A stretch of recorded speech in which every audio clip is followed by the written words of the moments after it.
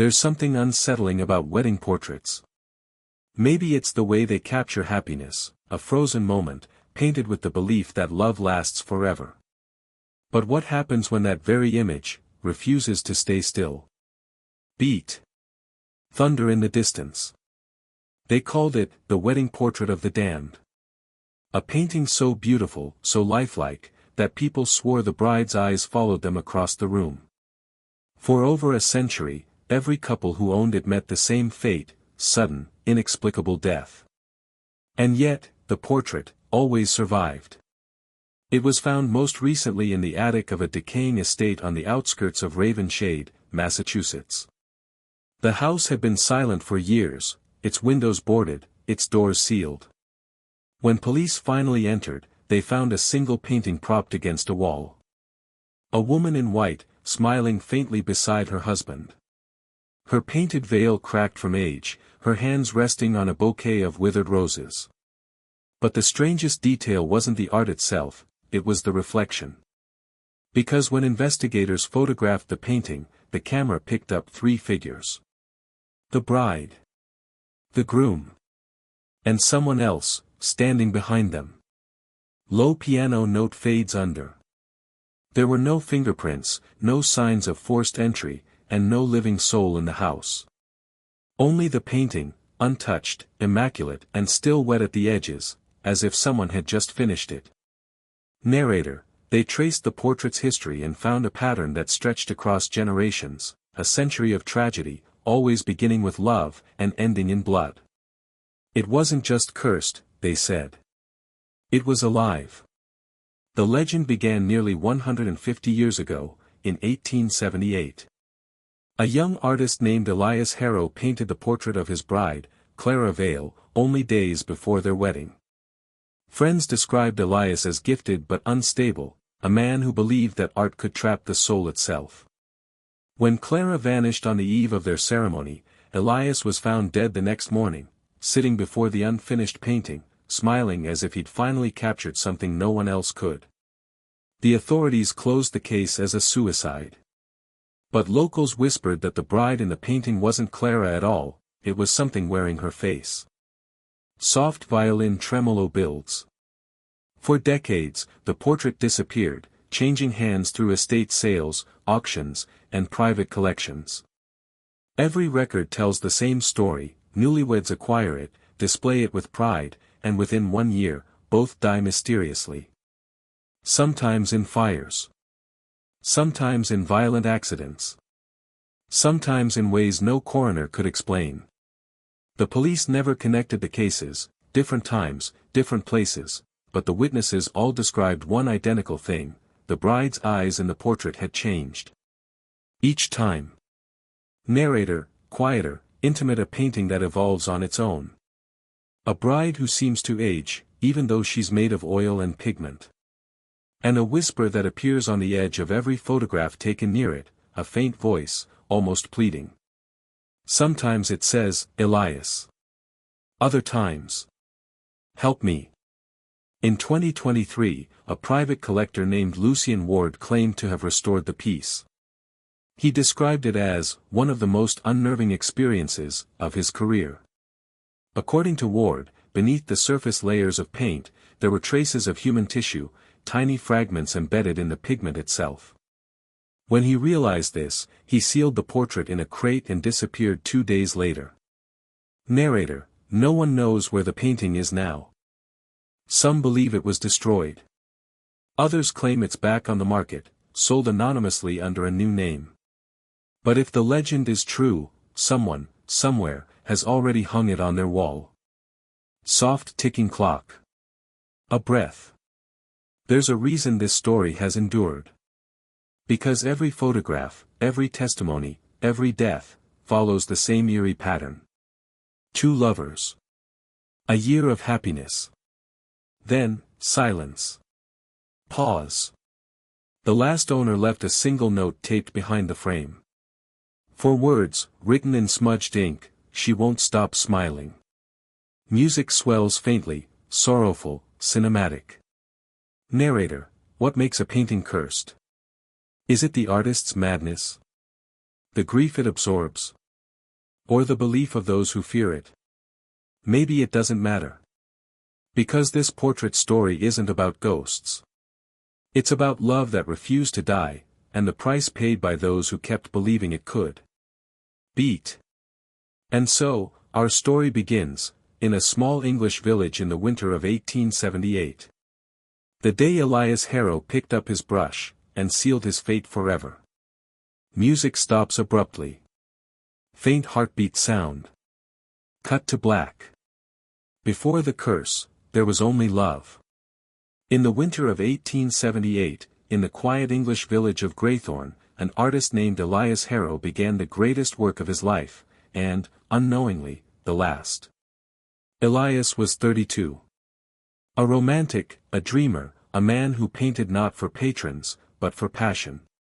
His small studio overlooked the moors, where fog rolled in like ghosts every morning. To his neighbors, he was eccentric yet kind, the type of man who spoke to his canvases as though they could answer back. But those who truly knew him whispered about his obsession. Elias didn't want to capture beauty. He wanted to capture life itself. Narrator, that winter, he met Clara Vale, a seamstress from the nearby parish. She was 21, radiant, with a quiet laughter that disarmed even the most cynical of men. In every account that survives, in letters, in diary entries, in sketches, Elias describes her not as a muse, but as salvation. He wrote, "When she enters the room, the light obeys her. My brush trembles not with fear, but with awe." Within weeks, they were inseparable. Their courtship was brief, too brief, some said. But Elias spoke often of fate, of patterns repeating in time, of souls meeting again and again until one of them learns to let go. They married in spring. Or, at least, they tried to. Narrator, tone shifts, unease creeps in on the eve of their wedding. Elias insisted on painting Clara's portrait, a gift, he said, so the world may remember how love looked on her face. The session lasted 6 hours. Neighbors recalled hearing laughter at first, then silence. By midnight, the studio windows glowed with candlelight that never seemed to fade. When Clara's friend came to fetch her the next morning, the door was locked from the inside. Elias opened it slowly, his face pale, his hands trembling. He said Clara had gone home early. But she never arrived. Narrator, that afternoon, the villagers searched the woods, the riverbanks, even the wells. Nothing. Only Elias remained in the studio, painting feverishly. He stopped eating. He stopped sleeping. His friends begged him to rest, but he refused, claiming Clara was still there, that she spoke through the canvas. A local priest, Father Abbot, later testified that when he entered the studio, he felt a heaviness, as though the air itself grieved. The painting was nearly finished. It showed Clara in her wedding gown, a gown she had never worn in life. Father Abbot said the colors seemed too vivid, too alive. He touched the paint and felt warmth. Narrator, soft whisper 3 days later, Elias Harrow was found dead. His body slumped in a chair before the portrait, his face locked in a peaceful smile. The coroner called it heart failure, but those who saw him said it looked like relief. The studio walls were covered in sketches, hundreds of them, all of Clara. In every single drawing, her expression changed. Sometimes she looked serene. Other times, afraid. But one sketch stood out, torn, hidden beneath the easel. It showed Elias and Clara standing together, holding hands. Behind them, a shadowed figure, its face smudged into black. Soft clock ticking. Candle flickers. Narrator, police searched the studio and found one thing that didn't belong, a small vial labeled Sinus Humanus. Latin. It means, human ash. Records from a London supplier confirmed that Elias had ordered rare pigments rumored to contain cremated remains, a forbidden practice whispered about in certain occult circles. He once told a student, real art requires sacrifice. Paint cannot hold a soul, unless it knows death. When investigators examined the portrait under lamplight, they noticed faint streaks of crimson beneath the white paint of Clara's dress. They assumed it was an underlayer, a common technique. But modern analysis later proved the pigment was organic. Blood. Human blood. Narrator, somber after Elias's death, the painting was placed in storage at the Harrow estate. His family refused to sell it, calling it his last memory. But servants spoke of hearing voices from the studio at night, soft weeping, sometimes laughter. One maid swore she saw the painted Clara blink. By autumn, the Harrow family auctioned everything. The portrait vanished into private hands, purchased by a wealthy traveler from London. No one recorded his name. Months later, that same man and his wife drowned when their carriage fell into the Thames. When divers recovered the wreckage, the painting was found intact, floating perfectly upright on the water's surface. Narrator, voice lowers, intimate. Was it coincidence? A tragic accident, nothing more. Or was Elias right? Had he truly captured his bride's soul inside the canvas? The church refused to bless his grave. The locals sealed his studio and left it untouched. And the portrait vanished for nearly 25 years. But in time, as it always does, history repeated itself. The painting would resurface again, and another pair of newlyweds would unknowingly invite it into their home. Soft, sorrowful violin melody returns. Because every curse begins with devotion. Every haunting begins with love. And every story like this, with two people who believed that love could conquer death. Pause, wind blows through a cracked window. Narrator, fading but love, can be the cruelest artist of all. Music swells, then cuts to silence. 25 years after Elias Harrow's death, the portrait resurfaced. No one knew where it had been, or who had kept it safe through the decades. But by 1903, it appeared again, in the estate catalogue of Blackwood Manor, North Yorkshire. The listing described it plainly, a wedding portrait, oil on canvas, and signed. Estimated date, late 19th century.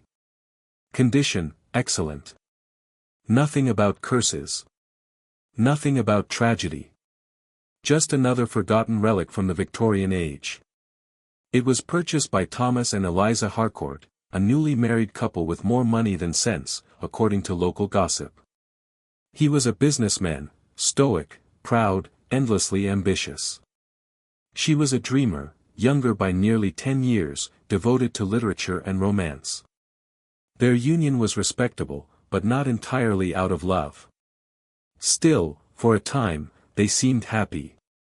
Narrator, Blackwood Manor was a vast estate, its halls echoing with emptiness and cold marble. When the portrait arrived, it was Eliza who chose to hang it in the grand corridor outside their bedroom. She said the bride reminded her of herself, young, hopeful, uncertain of the future. Thomas didn't care much for art.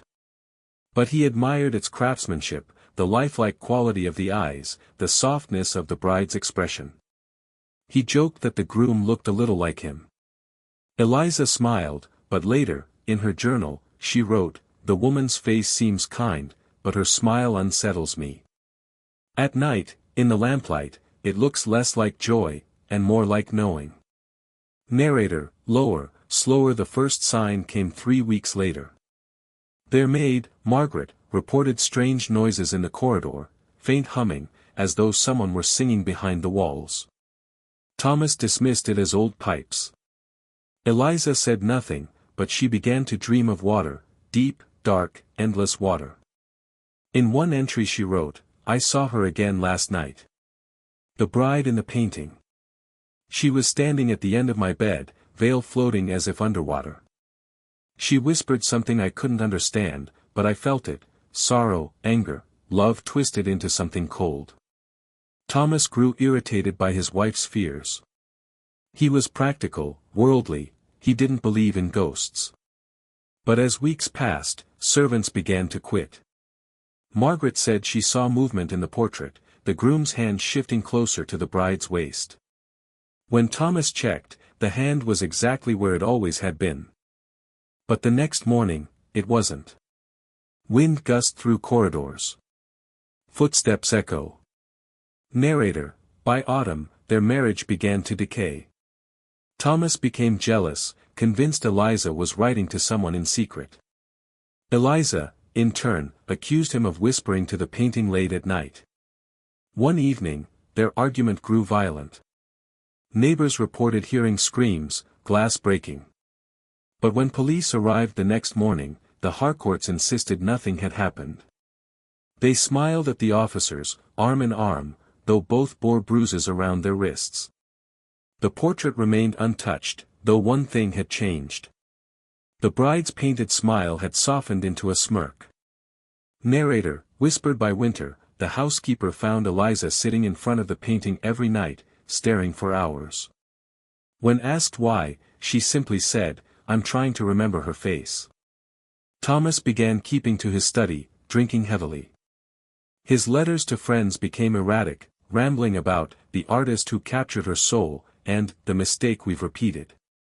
One letter ended with a single, chilling line: "If you see her in your dreams, don't answer when she calls your name." Narrator, in February of 1904, almost 1 year to the day after the painting arrived, tragedy struck. A servant entering the master bedroom found the couple dead. Thomas lay on the floor, a revolver in his hand. Eliza was beside the bed, a single bullet wound through her chest. At first glance, it looked like murder-suicide. But there was one problem: the gun contained 3 spent shells. And no one could explain the third shot. Even stranger, the walls bore no bullet marks. No missing rounds were ever found. Narrator, quiet, uneasy. The police sealed off the room. They recorded every item, every detail, except one. In all the official reports, the portrait is never mentioned. Not once. But private notes from the constable who led the case tell another story. He wrote, "The eyes of the woman in the painting have changed since I arrived. They look not at me, but at her." Narrator, with slow tension. After the funeral, Father Abbott, the same priest who had known Elias Harrow decades before, was called from retirement to bless the manor. When he saw the portrait, he turned pale. He recognized it immediately. He demanded it be destroyed, burned to ash, sealed beneath holy ground. Thomas's surviving relatives agreed, anything to cleanse the house of its growing reputation. That night, a fire was set in the courtyard. Witnesses say the painting crackled, the canvas twisting like flesh in the flames. But before it turned to cinder, someone pulled it out. Narrator, his name was Dr. Lionel Grafton, a historian and collector of psychical artifacts. He claimed the painting was of immense historical value, living example of cultural superstition.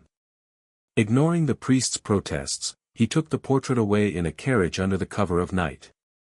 To him, it wasn't cursed. It was evidence. He believed every myth has a rational root, every ghost story a psychological scar left by grief, guilt, or fear.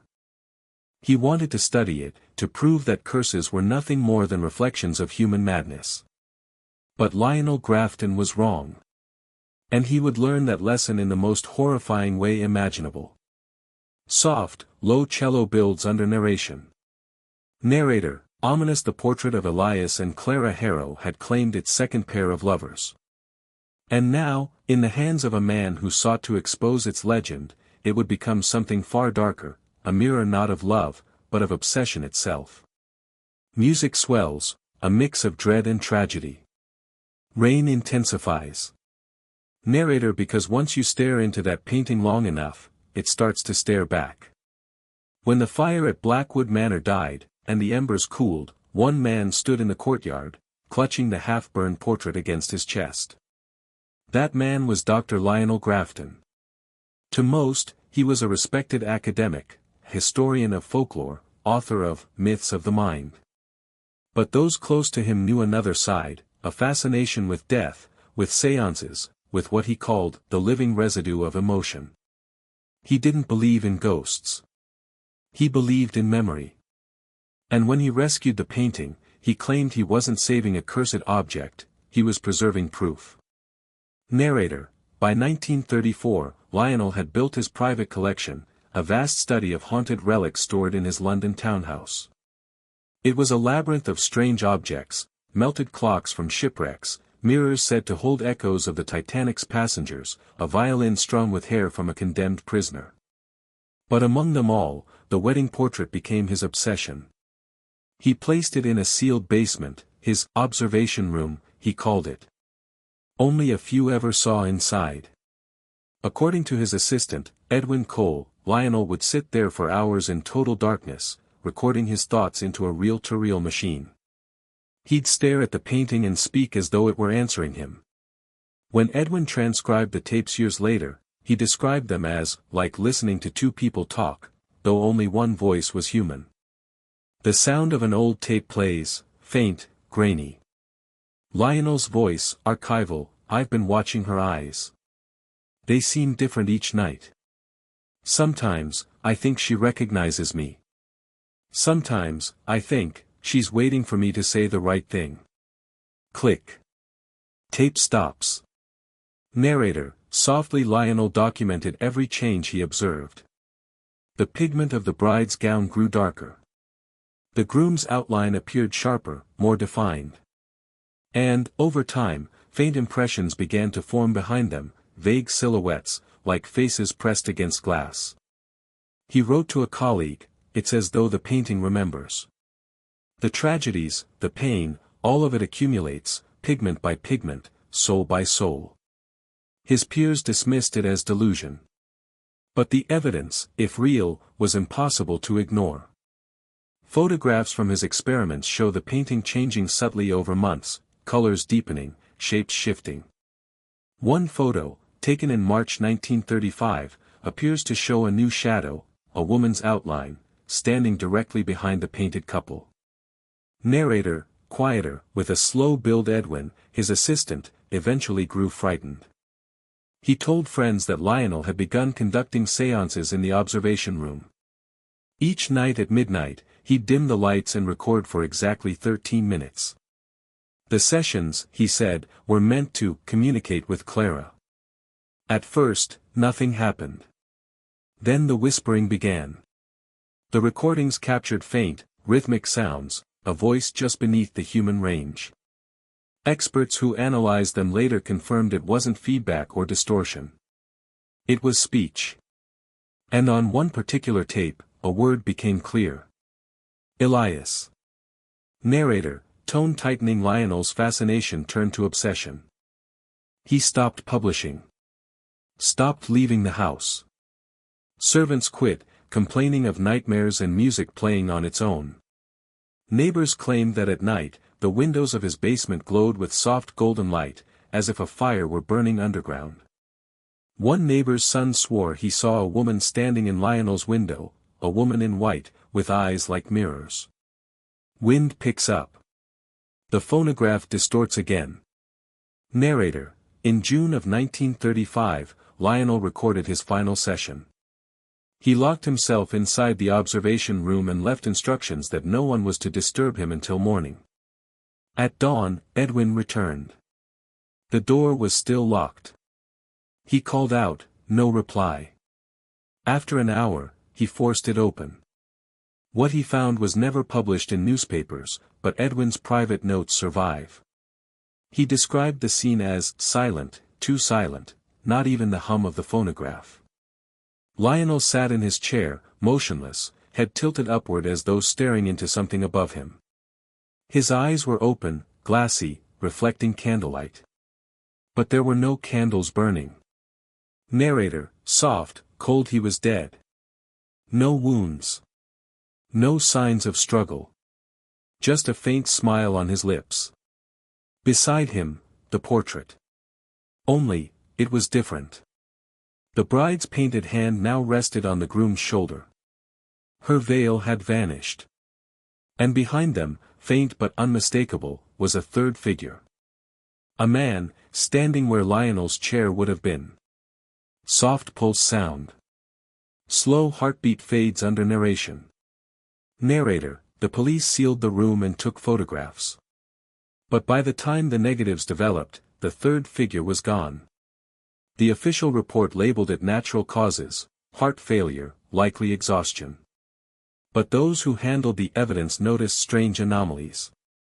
The glass frame of the portrait reflected a shape that wasn't visible to the naked eye. A reflection of Lionel's wife, Margaret Grafton, who had vanished 2 nights earlier. Her body was never found. Narrator, with restrained dread rumors spread. Some said Lionel's experiments had opened a door. Others claimed the portrait was now complete, that each new soul it took made it more whole. No one wanted it. The painting disappeared again, sold off quietly through an anonymous estate auction. It left no trace, no record of where it went, or who dared to keep it next. But years later, a photograph surfaced, an image of a small post-war museum in Europe, bombed during the war. Among the rubble, hanging crookedly on a cracked wall, was the same portrait, untouched by flame or debris. Narrator, quiet, reflective in time, it would vanish once more. But its legend continued to grow. The people who knew Lionel Grafton said he didn't die afraid. He died satisfied, as though he'd proven something. And perhaps he did. Because his final journal entry, written hours before his death, reads, "I have found her. She is not trapped. She is waiting." Beat of silence. Soft music creeps in, one sad piano note repeating. Narrator, final whisper. No one ever discovered what he meant. But from that day forward, the painting was never seen in daylight again. The phonograph slows. Static swells. Narrator, cold, deliberate, and for nearly 40 years, the cursed wedding portrait would vanish into history, biding its time, waiting for the next couple to fall in love beneath its gaze. After the strange death of Dr. Lionel Grafton, the cursed wedding portrait slipped quietly from public record. It vanished like smoke, no auction house listed it, no museum claimed it, and no collector ever stepped forward. For most, it was forgotten. But the silence that followed wasn't peace. It was incubation. The decades after the 1930s were scarred by war, chaos, and rebuilding. Bombs fell, cities burned, and millions of artifacts were lost or stolen in the confusion. Somewhere amid that global destruction, the portrait changed hands, not through sale, but through survival.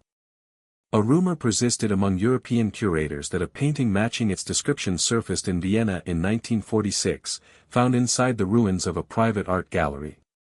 It was wrapped in linen, untouched by smoke, as though the flames had chosen to spare it. The curator who discovered it, Helena Kruger, wrote only one note in her personal archive: "The bride's face, it feels alive. I dreamt she was looking at me." A week later, Kruger was dead, asphyxiated in her apartment. The cause? A gas leak.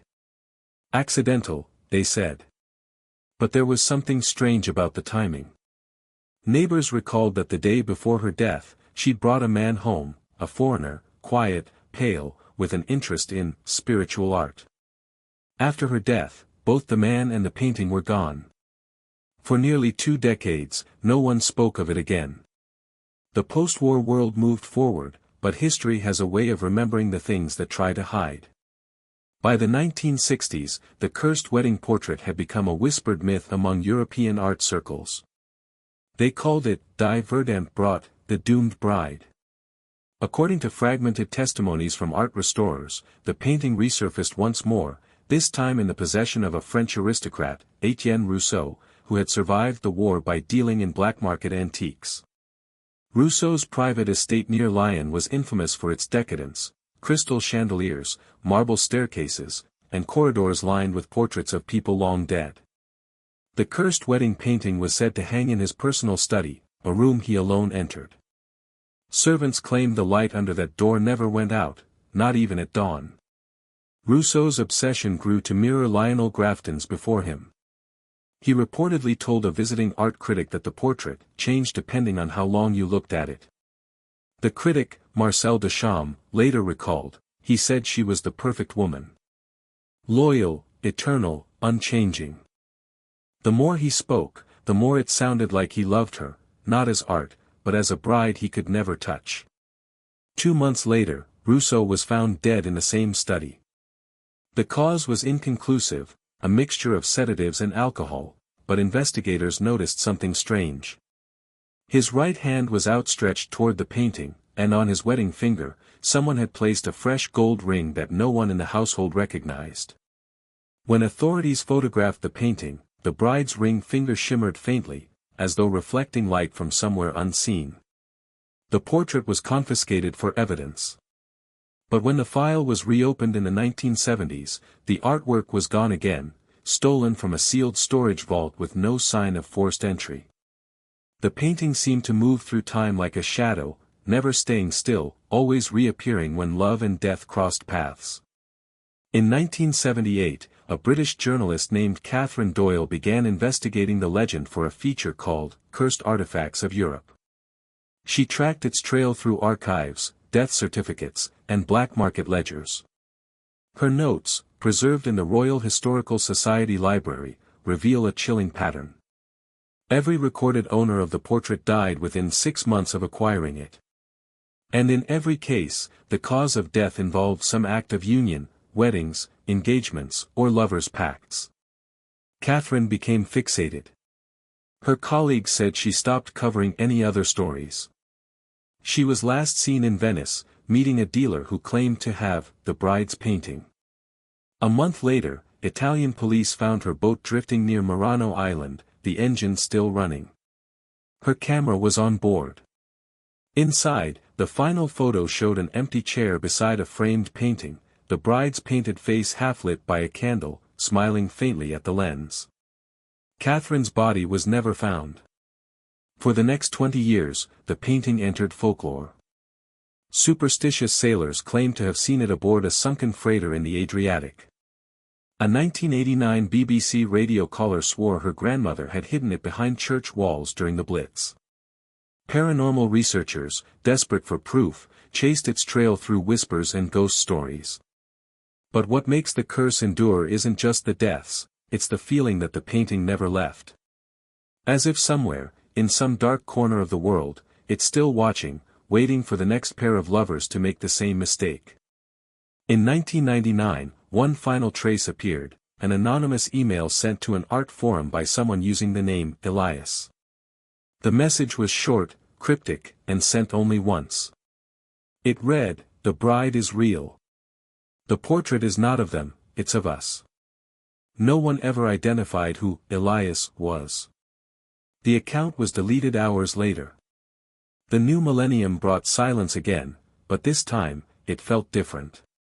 Those who studied the curse began to notice subtle echoes, modern couples posting eerily similar wedding photos online, mimicking the composition of the painting without knowing it. The tilt of the bride's head. The faint smile. The soft veil drifting to one side.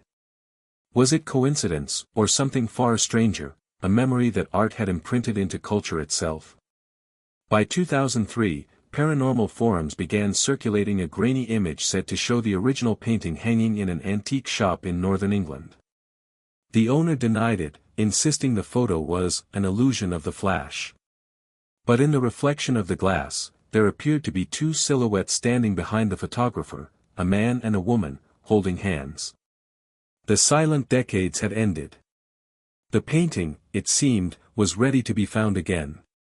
For decades, the cursed wedding portrait existed only as myth, an echo shared among ghost hunters, art collectors, and late-night radio callers.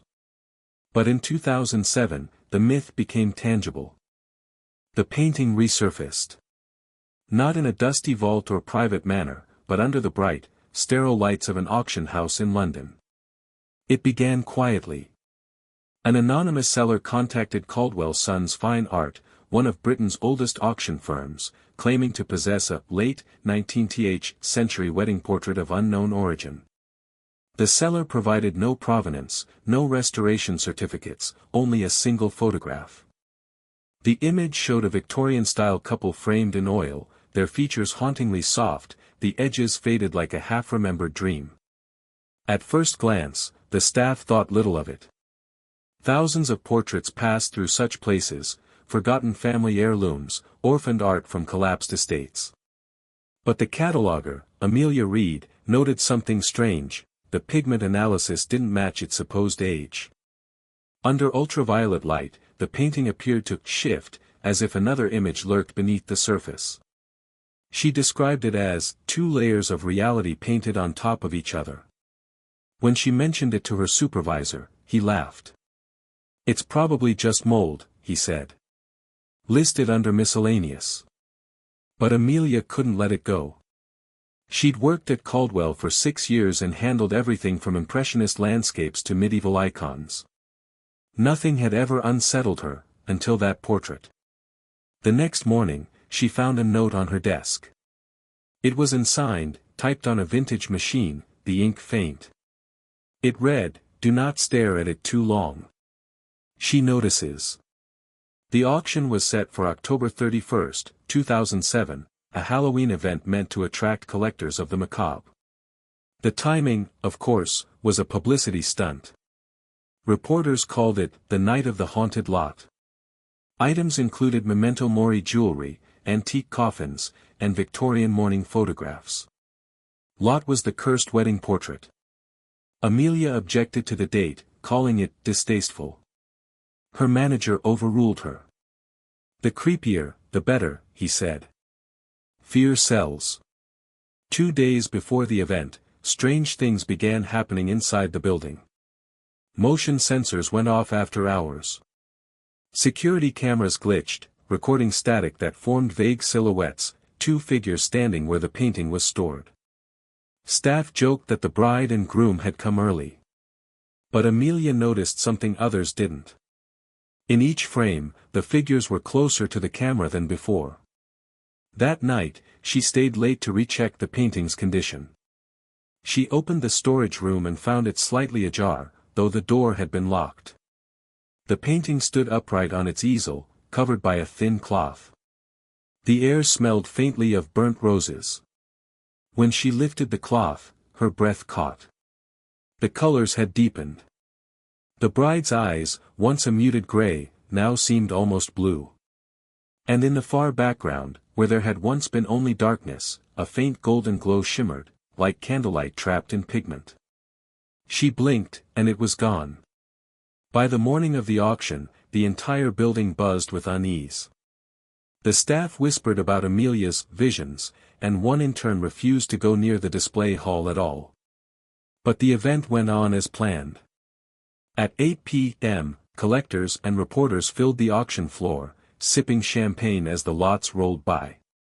Skulls, lockets, Victorian hearses, everything sold fast. Then came lot when the attendants unveiled the painting, the crowd fell silent. The canvas was larger than expected, nearly life-size. The bride's expression was serene yet watchful, her painted gaze following whoever looked at her. The groom's face was faint, slightly out of focus, as if painted in mist. The auctioneer began the bidding at £3,000. Within minutes, it soared past £10,000. One bidder, a middle-aged man in a grey suit, seemed particularly determined. His paddle number was 27, and his name was listed as Mr. Elias. Amelia froze. That name. She remembered it from the email, the one sent years earlier to the art forum, "The bride is real. The portrait is not of them, it's of us." When she tried to find him later, his registration details led nowhere. A fake address, a disconnected phone number. The painting sold for £18,400, paid in cash, with instructions for private delivery. The auction house recorded the transaction as complete. But within hours, tragedy struck. At 11:32 p.m., the building's fire alarms triggered. The basement, where unsold items were stored, had burst into flames. The fire spread fast, consuming entire rooms within minutes. When firefighters arrived, they found Amelia unconscious near the main hall, clutching a fragment of charred canvas. She survived, but the painting did not. At least, that's what the report claimed. In the ashes, investigators found nothing but twisted metal frames and melted varnish. Yet photographs taken during cleanup show something peculiar. In one corner of the burned wall, a faint outline remained, a silhouette shaped exactly like the cursed couple. Amelia was hospitalized for smoke inhalation. When she woke, she asked about the buyer, about Mr. Elias. The staff told her the manifest showed no record of him. His payment receipt had vanished. His name was gone from the registry altogether. Over the following weeks, Amelia's behavior changed. She grew quiet, withdrawn. Colleagues said she spent hours staring into empty walls, whispering apologies. Then, one night, she disappeared. Police found her car parked near the Thames. Inside lay a single envelope. It contained a Polaroid photograph of the wedding portrait, unburned, untouched, perfectly intact. On the back, scrawled in black ink, were the words, "It's home again." 6 months later, the cursed painting was spotted once more, this time across the Atlantic. An art blogger in New York claimed to have seen it hanging inside a small private gallery in Soho. The owner, when questioned, denied it existed. But photographs from the exhibition's opening night tell another story. In one, a woman poses before an empty wall. Yet in the reflection of the wine glass she's holding, the faint image of the bride and groom appears, just behind her shoulder. By then, the painting's trail had turned into a modern ghost story, followed by online forums and paranormal YouTubers. They called it the painting that refuses to burn. Videos of sightings began circulating, each eerily similar: dim rooms, flickering lights, and a voice, always faint, whispering a single name, Elias. But buried deep within the incident reports of the Caldwell fire, there was one overlooked detail. A firefighter's statement, filed hours after the blaze, read, "When we got to the basement, the heat was unreal. But for a moment, I saw something through the smoke, like a man standing there, holding someone's hand. Then the light changed, and they were gone." He described the man as wearing a gray suit. The cursed wedding portrait had survived 2 centuries of death, obsession, and disappearance. And now, it had crossed into a new era, digital, global, viral. No longer confined to galleries or basements, it existed on screens, replicated and reinterpreted by millions. But as the legend grew, so did the strange reports. Couples who shared the image online claimed to experience the same dreams, visions of a grand ballroom filled with flickering candlelight, and a woman in a wedding gown whispering their names. They woke with scratches on their arms shaped like fingerprints. The auction that should never have happened had done more than sell a painting. It had reawakened it. It started as a rumor on the internet, just another ghost story circulating between midnight forums and obscure paranormal blogs. But by 2012, the cursed wedding portrait had transformed from an old legend into a viral phenomenon. A digital haunting. The first major spark came from a small Reddit thread in the paranormal artifacts community.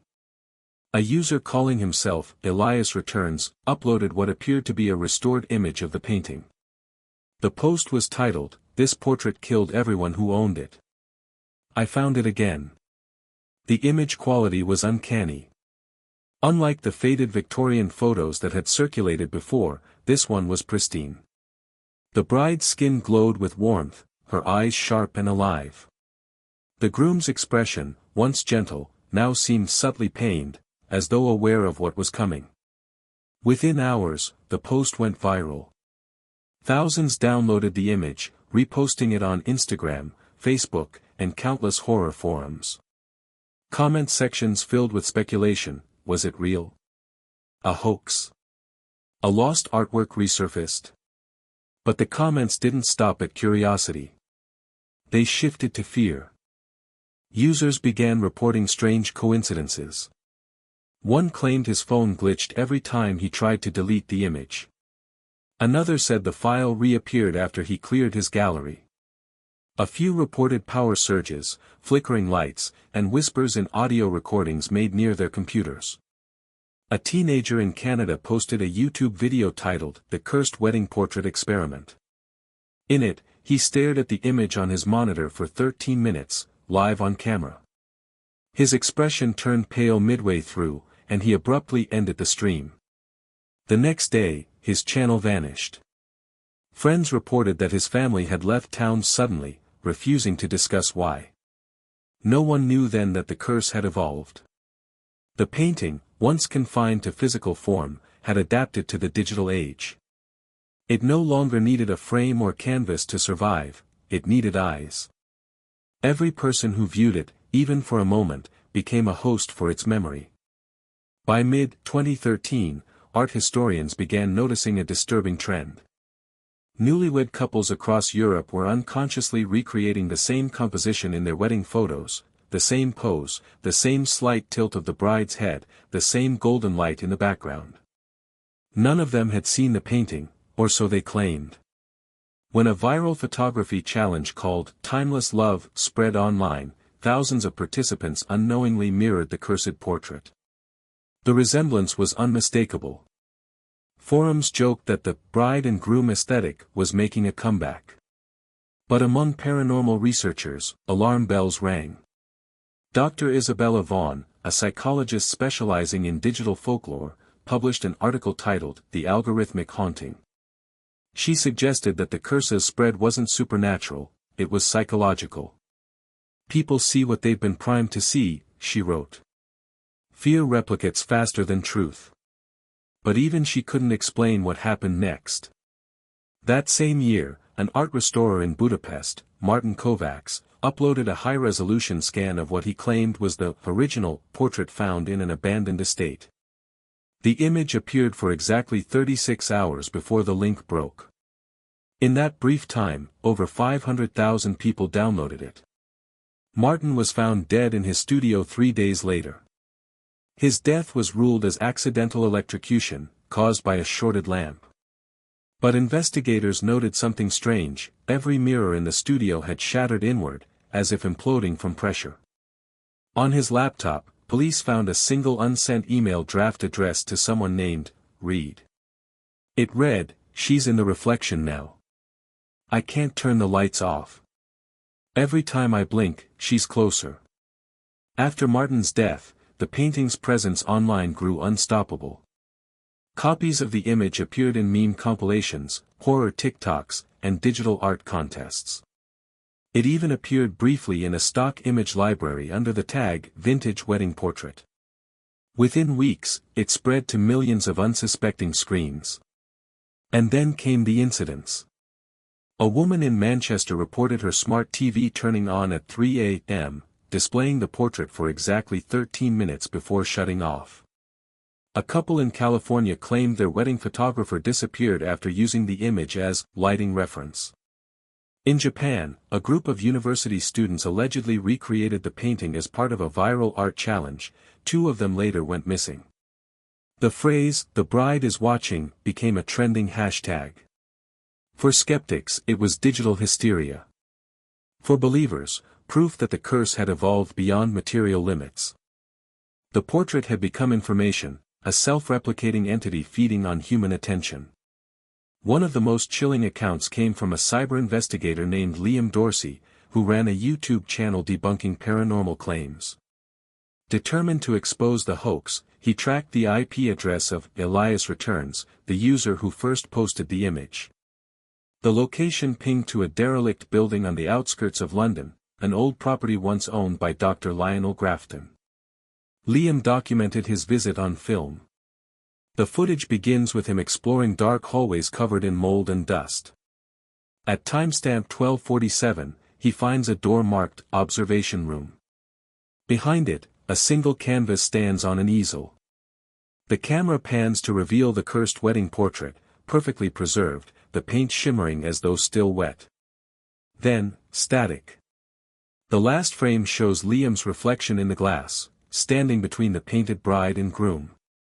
The video uploaded itself automatically the next morning, though Liam's channel credentials had been deactivated. He was never found. By 2018, the story had reached every corner of the internet. The painting had become a digital ghost, lurking in archives, ads, and screenshots. Some even claimed that deleting it only made it return in new forms, an image, a pop-up, or a corrupted file. The FBI's Cyber Crimes Division briefly investigated after a wave of suicides appeared connected to a viral file labeled weddingportrait_final JPG. But when forensic teams opened the file, it was blank. No data. No pixels. Just a void, pure black, except for faint traces of gold when viewed under color inversion. Dr. Vaughn, now reclusive, gave one final interview before vanishing herself. When asked if she still believed the curse was psychological, she replied, "Information behaves like life. And life always finds a way to survive. Maybe the painting doesn't need us to believe, it just needs us to look." The viral curse became legend, its origins blurred by replication and fear. But those who've studied it closely say one constant remains: every version of the image, no matter how distorted, always hides the same detail. In the reflection of the bride's eyes, there is always a faint outline of a man, wearing a gray suit. And if you brighten the image just enough, you can see the inscription beneath the frame. Most ignore it, thinking it's a digital artifact. But those who've looked closely claim the text reads, "Eternal. Together. Forever." No one knows who uploaded the image first. No one knows who painted it. But one truth echoes across every retelling, every repost, every version that refuses to die: once you've seen it, it's already seen you. In 2019, a confidential report surfaced within the European Archive Restoration Project. It was labeled simply as Artifact 7C, Marrowgate Collection. Buried among hundreds of scanned 19th-century documents was a file containing high-resolution photographs, restoration notes, and forensic analyses of a wedding portrait dated 1874. The same image that the Internet had come to know as the cursed painting. The file was never meant for public release. But after an internal server breach, excerpts of the report leaked onto a dark web forum dedicated to lost artworks. The uploader's username was A.Reed. The leak reignited global interest. For the first time, researchers had access to official forensic data on the portrait, data that could finally confirm whether the painting was a hoax, or something far more sinister. The document described the painting in meticulous technical detail: oil on linen canvas, measuring 92 by 67 centimeters. Pigment composition indicated the use of early synthetic dyes unavailable before 1870, confirming the painting's likely authenticity. Infrared scans revealed multiple underdrawings beneath the visible layer, 3 distinct faces painted over and concealed under the final couple's likeness. The signature at the bottom corner, faint and nearly erased, read, G. Morrow. That name set off a chain reaction among art historians. Gideon Morrow, a forgotten British portraitist active between 1865 and 1878, was known for painting wealthy aristocrats and their families. His work, though technically proficient, had always carried an uncanny stillness. Subjects seemed lifelike to the point of discomfort, as though trapped in a moment of awareness. But what truly alarmed researchers wasn't his art style. It was his final commission, the wedding of Lionel and Evelyn Grafton. Archival marriage records confirmed the couple wed on October 12, 1874, at a countryside estate near Bristol. The very same date etched faintly on the painting's wooden frame. Morrow was hired to paint their portrait shortly after the ceremony. Yet no official record of the painting's delivery, or payment, exists. Within 6 months of the portrait's completion, both Lionel and Evelyn were declared dead. Their manor burned to the ground under mysterious circumstances, leaving only charred remnants of the study where the painting had last been seen. The official cause: spontaneous combustion due to faulty oil lamps. But the details in the Grafton police report, found decades later, told another story. Witnesses described a strange smell before the fire, a mix of burnt roses and varnish. One servant, who escaped the blaze, claimed she saw the portrait's bride moving inside the frame. Her statement was dismissed as trauma-induced delusion. In 2020, digital forensics teams from the University of Edinburgh recreated a 3D model of the painting using the leaked restoration scans. During the digital reconstruction, anomalies began to surface. The infrared scans revealed layers of text hidden beneath the paint, letters scrawled in Latin around the bride's veil. Amor eternum, said Pricio. Eternal love, but at a price. But the most disturbing discovery came when they digitally removed the top layer of pigment. Underneath Evelyn's painted face was another, a woman with hollow eyes and a blackened mouth, her expression frozen in anguish. Historians identified her as Clara Morrow, Gideon's wife, who had died under unexplained conditions a year before the grafting commission. She was buried in an unmarked grave outside Bath. That revelation transformed the investigation. Was the painting not just a work of art, but a form of entrapment? A transfer of something from one soul to another? To answer that, the team sought help from Professor Harold Kinnell, an expert in esoteric symbology. Upon examining the encoded symbols embedded in the painting's background patterns, he noted recurring motifs linked to Victorian spirit-binding rituals, a fringe occult practice among certain elite circles. Kinnell's report stated, "It is plausible that Morrow's painting process integrated ritualistic symbolism meant to preserve emotional essence within the artwork." The underpainting of his deceased wife beneath another woman's image could signify an attempt to immortalize her spirit. The phrase, "immortalize her spirit," took on new meaning when the forensic team ran spectral imaging on the pigments. They found traces of human hemoglobin in the red tones of the bride's bouquet, impossible for standard oil-based paint of that era. When questioned, museum conservators proposed contamination. But privately, several team members resigned, citing unease after prolonged exposure to the scan files. One reportedly claimed that the digital render blinked when viewed at high magnification. The final section of the leaked report, titled Acoustic Residuals, described an experimental sound analysis. By converting color frequencies from the image into audio wavelengths, researchers created a tone profile meant to represent the sound of the painting. When played through speakers, the output produced low-frequency distortions resembling human breath. At exactly 1 minute and 47 seconds, a faint whisper was recorded. Audio engineers enhanced it, revealing 5 intelligible words: "He promised we'd never die." That was the last experiment conducted under the Marrowgate project before it was abruptly shut down. Public reaction was explosive. News outlets picked up the leaked details, turning the cursed painting into a global obsession once again. Documentaries, podcasts, and Reddit theories flooded the internet. Some believed Morrow had discovered a way to bind the human consciousness to pigment. Others argued the painting acted as a psychic echo, a mirror reflecting the obsession of those who studied it. But one thread went largely unnoticed, a small update in the National Art Registry database. The entry 4, Portrait of Lionel and Evelyn Grafton, 1874, changed its status from destroyed to location unknown. No one admitted to making the update.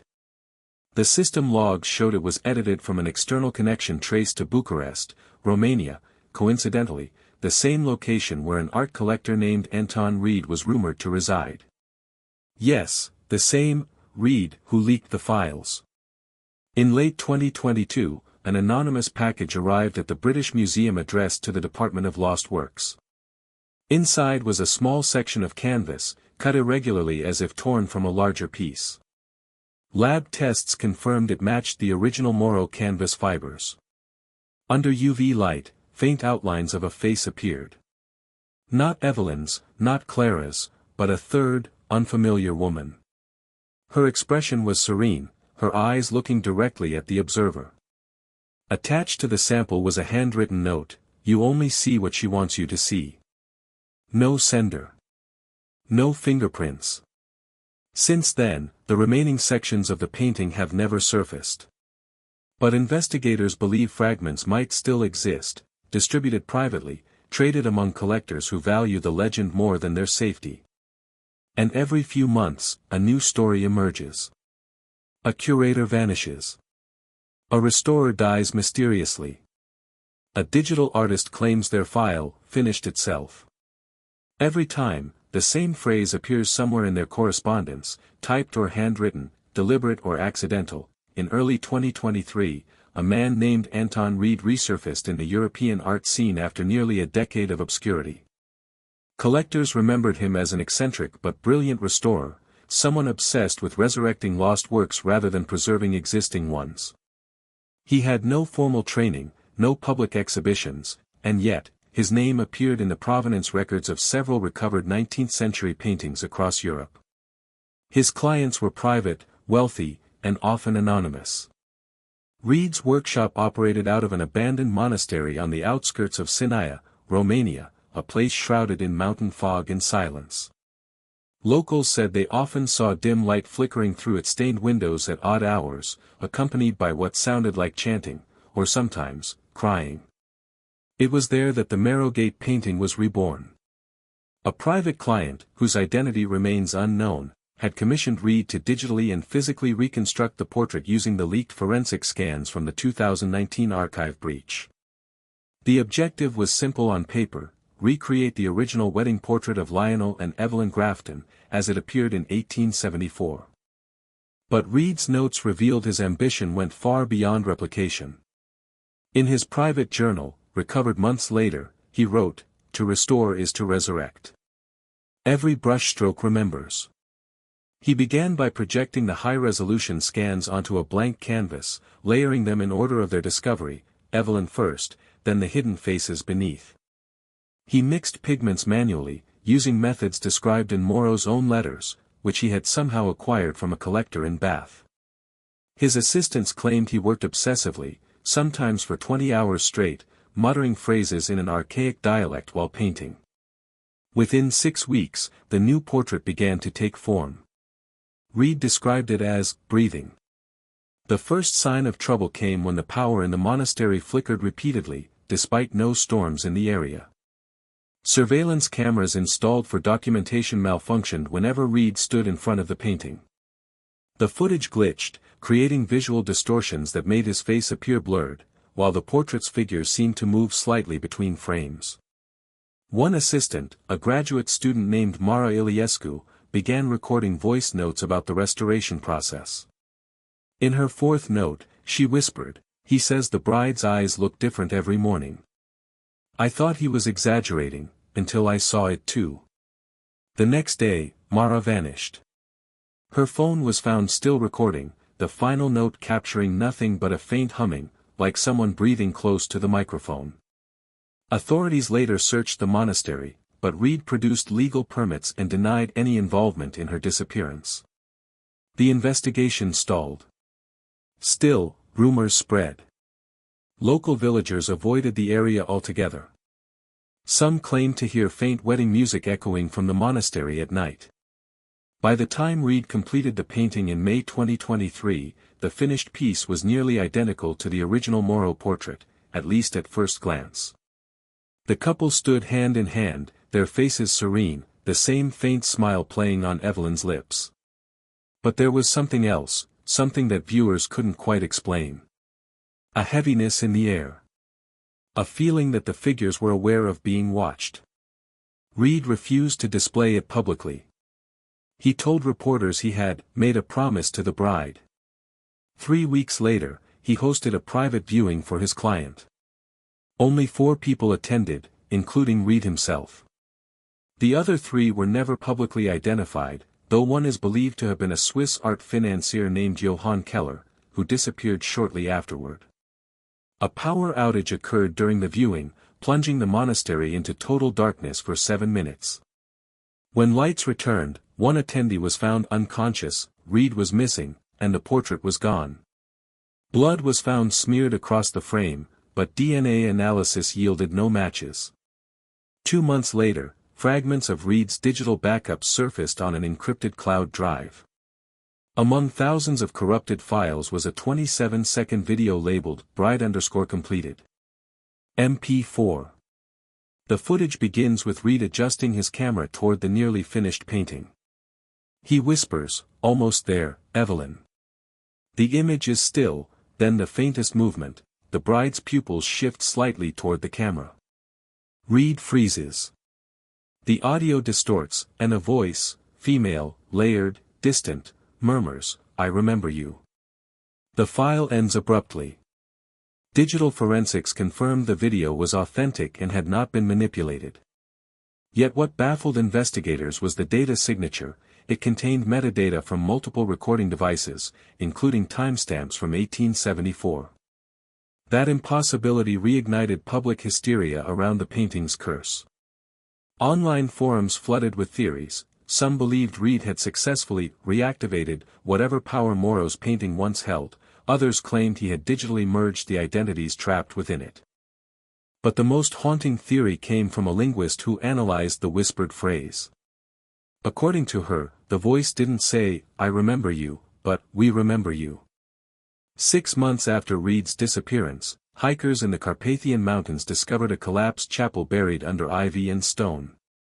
Inside, investigators found what remained of Reed's workspace: half-finished canvases, melted light bulbs, and old photographs pinned across the wall, portraits of different women.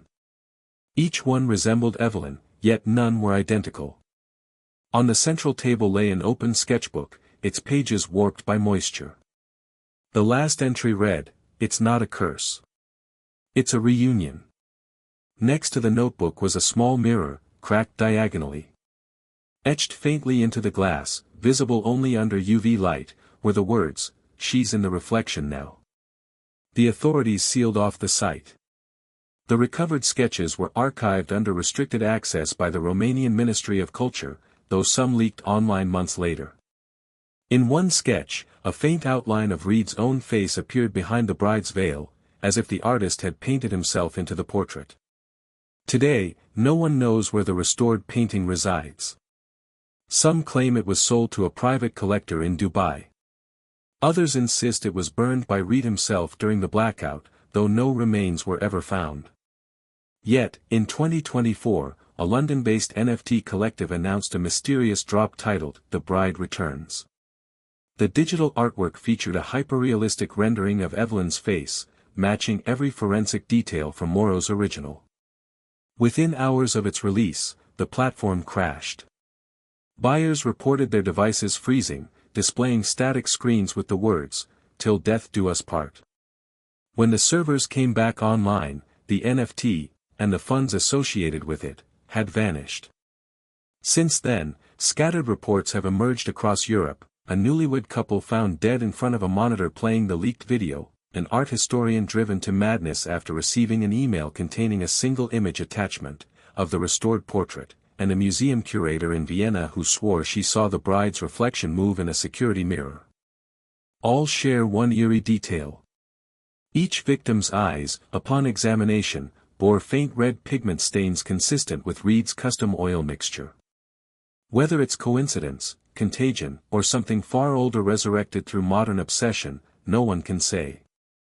But every investigator who's examined the surviving data points agrees on one unsettling fact: the painting, whatever it has become, no longer needs a canvas to exist. It only needs someone to look long enough. In January 2025, a private courier arrived at the Ravenscroft Gallery in Edinburgh, Scotland. It was a cold, grey morning, the kind where fog clings low to the streets and everything feels suspended in stillness. The package bore no return address, only a single name scrawled in faded ink across the customs label: Reed. Inside was a flat, rectangular object wrapped in aged linen. Beneath the linen, a gold frame gleamed faintly through layers of dust. The gallery's owner, Clara Hensley, assumed it was another forgotten restoration piece sent for evaluation. But as she unwrapped the final layer, the breath left her body. It was the portrait. The bride and groom of 1874, restored in impossible perfection. Evelyn's soft, knowing smile. Lionel's hand resting lightly on hers. The brushwork, identical to Moro's touch. Every detail matched the archived scans from the Marrowgate project. Yet, there was one subtle difference: the couple's eyes seemed focused directly on Clara. Not toward the painter. Not toward each other. But outward, at whoever dared to look. She should have reported it immediately. Instead, Clara felt drawn in, entranced by the impossible artistry before her. She later told her assistant, "It feels alive." That night, she stayed in the gallery long after closing, staring at the portrait under dim security lights. Her reflection merged faintly with the bride's face in the glass. When she blinked, for a split second, she swore Evelyn blinked too. By morning, Clara had made a decision that would seal her fate. She catalogued the piece under a fabricated name, untitled, "Anonymous Artist, c. 1870s, avoiding any mention of Morrow, Reed, or the curse." She believed that by stripping its history, she could strip its power. For weeks, she studied it quietly, refusing to exhibit it publicly. But small anomalies began to creep in. The gallery's temperature would drop several degrees when she entered the storage room. The security system's motion detectors triggered nightly, always around 3:07 a.m. Staff complained of hearing faint laughter echoing through the halls, though playback showed nothing on the cameras. Then came the emails. From her personal account, unsent drafts began appearing, each titled with the same phrase, "Do you remember our wedding?" Inside, blank messages with embedded image thumbnails, each showing slightly altered versions of the painting.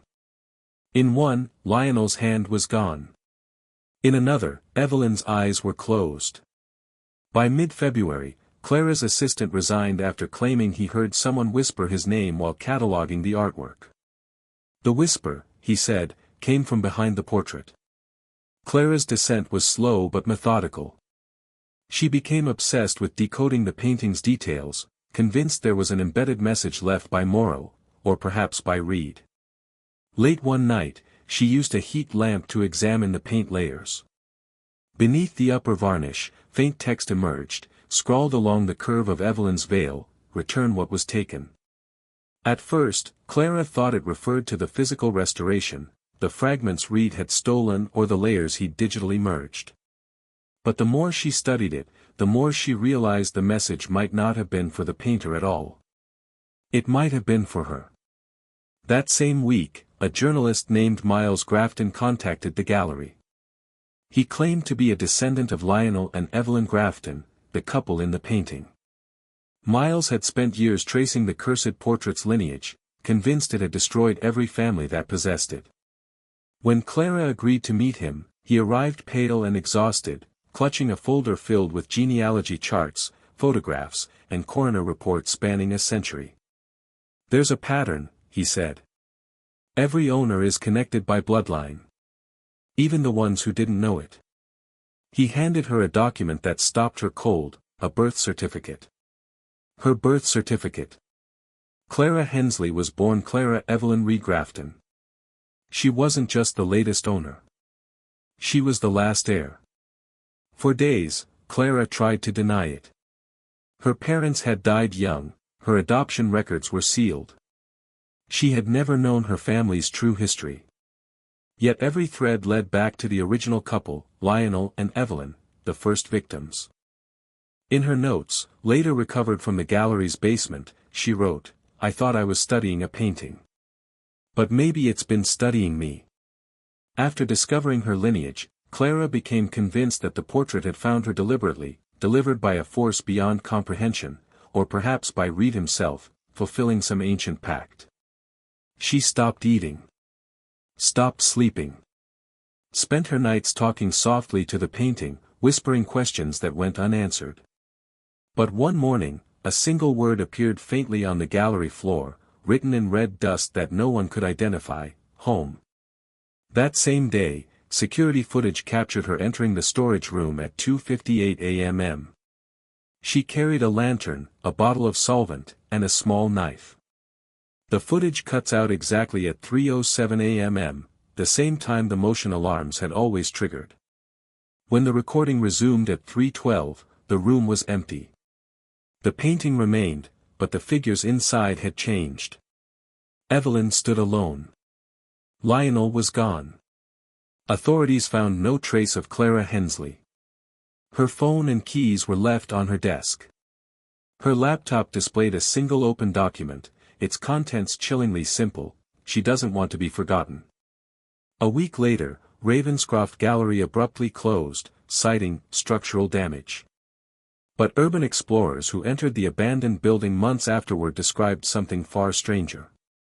In the main exhibit hall, the portrait still hung on the far wall. But its dimensions had shifted slightly, by less than an inch, yet unmistakably altered. The paint shimmered subtly when light hit it, revealing faint movements beneath the surface. Some claimed they saw a third figure forming behind Evelyn's shoulder.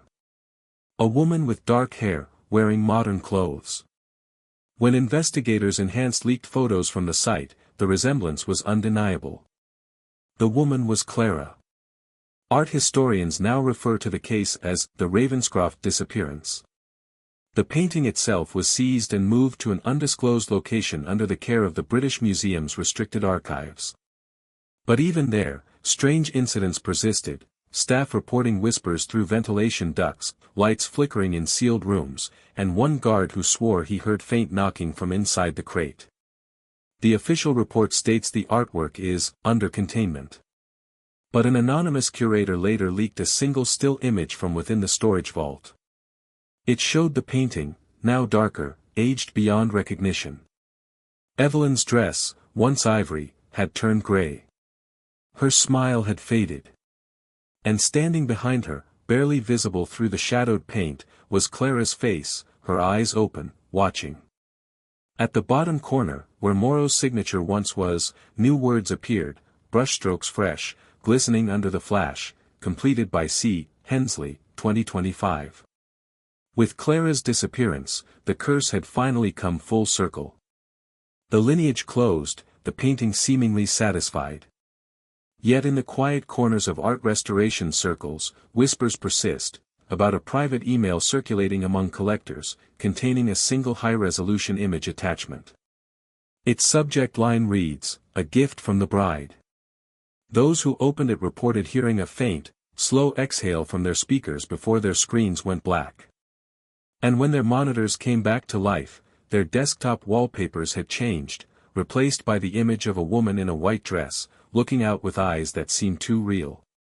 Every time someone deletes it, it returns. Sometimes instantly.